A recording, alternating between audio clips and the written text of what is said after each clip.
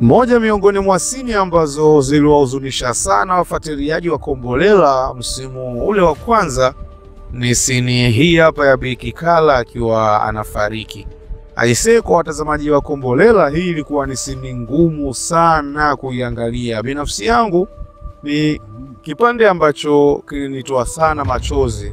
Vipo vipande kama viwili hivi vilinitoa machozi, lakini hiki kilinitoa sana machozi. Unajua katika movie ya Kombolela wana hususa ile msimu wa kwanza, mimi nilikuwa ni mtu ambaye namkubali sana Bi Kikala. Ni mtu ambaye alikuwa anawajua watoto wake wapoje na akajua ni namna gani natakiwa kuishi nao. Lakini mwisho wa siku pasina matarajio yake akaja kupata maradhi yaliyosababishwa na mtu mwingine kabisa ambaye hakumdhania wala hakukusudia.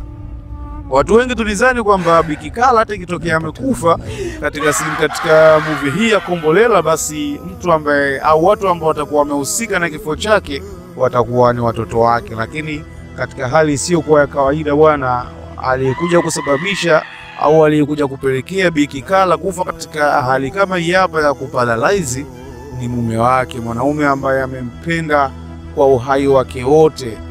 Bwana, hapa kuna funzo ambalo inahitajika tujifunze. Hebu niandikie kwenye comment hapo, na wewe ni kwa kiasi gani hii sini ilikuhuzunisha. Hii hapa ni Bongo Movie Review, na kuomba usiache kusubscribe ili mradi wa kwanza kupata habari zetu.